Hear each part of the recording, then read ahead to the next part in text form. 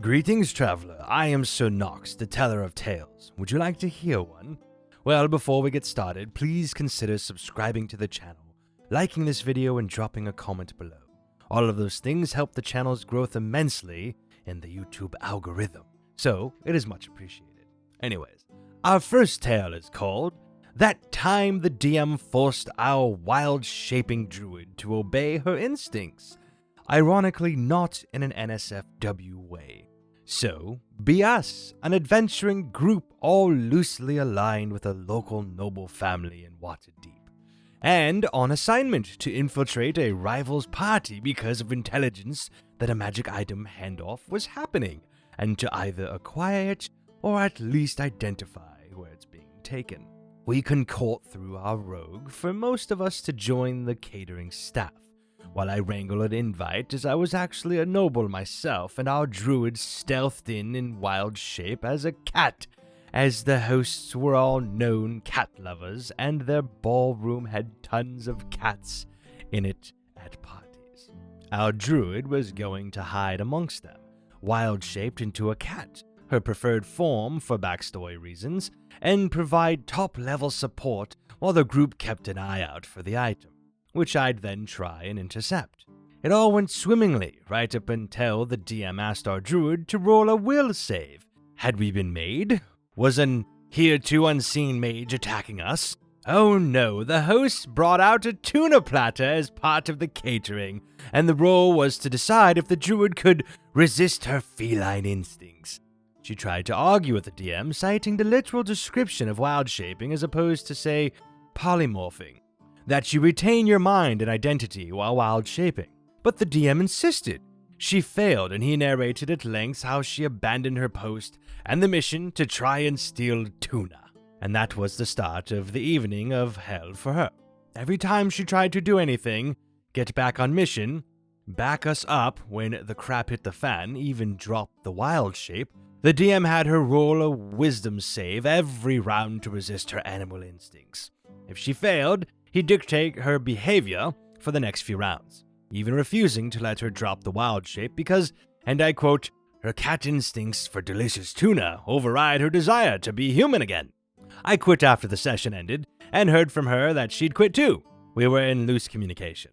She then got an abusive message telling her that the DM was only trying to be more accurate, and when I explained why I left because of his flagrant disregard of both the player's autonomy and the actual rules for her class ability, I was told that I obviously didn't have a role-player's mindset and should stick to video games.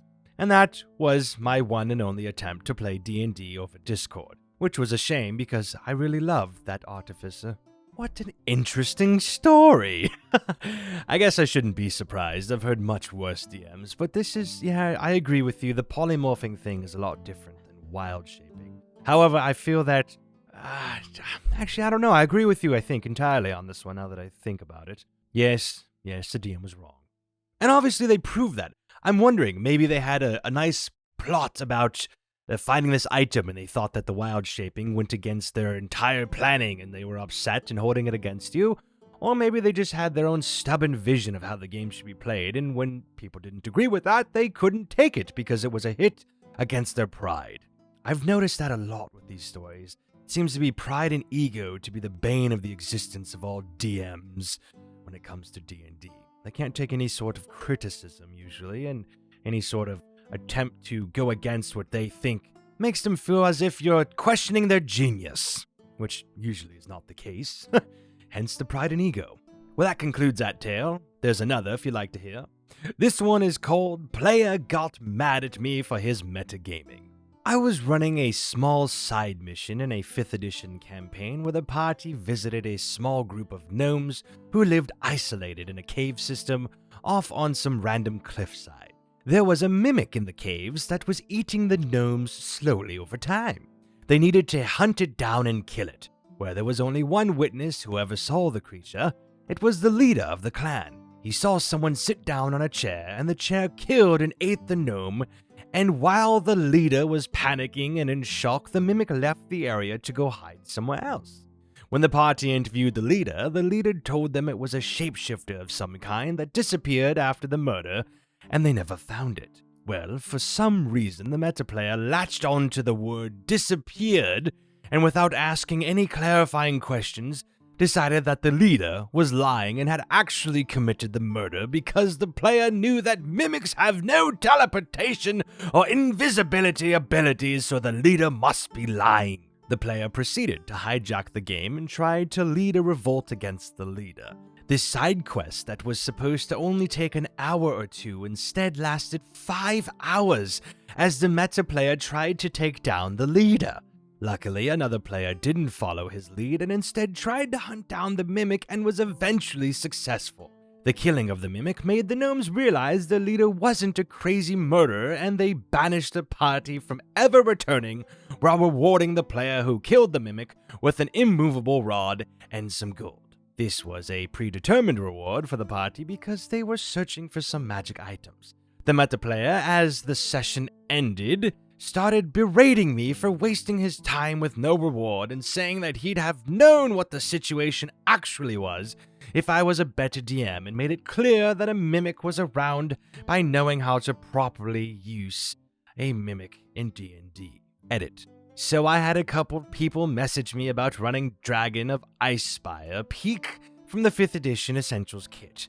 I thought it was probably best to add that while this side mission is from the module, I've never DM'd it.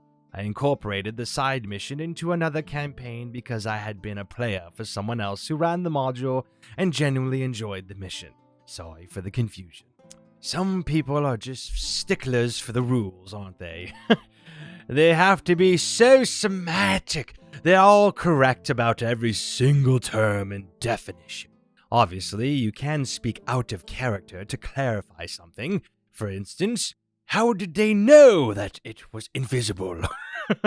Or disappeared or some sort. I don't know. Obviously, it wouldn't go invisible. It would have changed into something else and ran off. But you could have clarified that.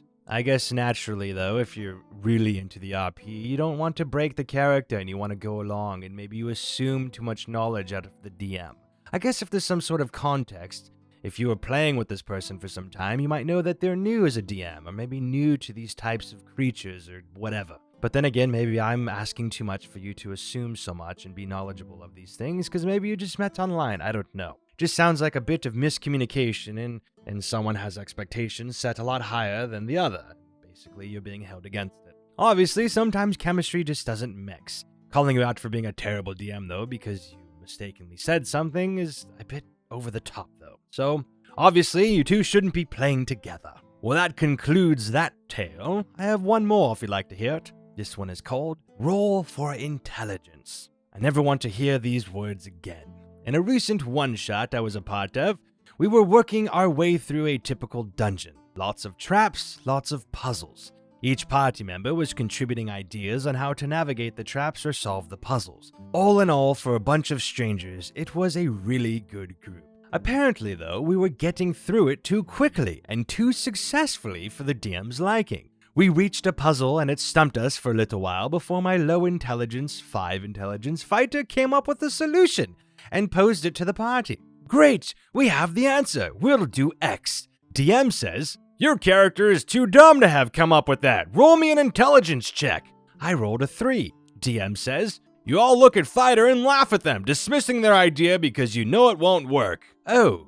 Okay. We eventually came up with another solution and passed the puzzle, but it seemed the GM now had an idea for how they could slow us down. At every puzzle, trap investigation, and solution discussion afterwards, they had us roll intelligence checks to see if we understood what we saw, or understood the clues. If the rolls were low, the information got discarded, and we were warned against metagaming if someone else offered to try and roll for their character. If your character came up with a solution, roll intelligence to see if the party thought you were stupid. I got tiresome very quickly, and each of us eventually made excuses to go when the time began to run well over the 2 to 3 hour period we had set aside. Such a shame. Edit. Slight edit for clarity. I absolutely understand why the DM said your character is too dumb to have come up with that.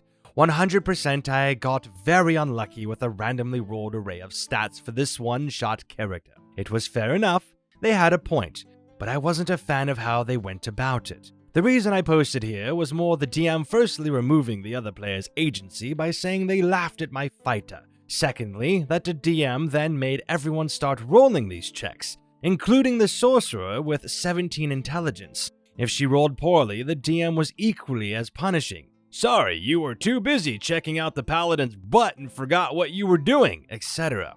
I was trying to keep this mostly short and sweet. Sorry for any confusion. I'm a bit confused at this one. This is the game of Dungeons and Dragons, and you do have stats attached to your character, and if your fighter is as dumb as a brick, then naturally probably wouldn't be very smart at getting through puzzles. Am I wrong here? Please let me know what your opinion is in the comments.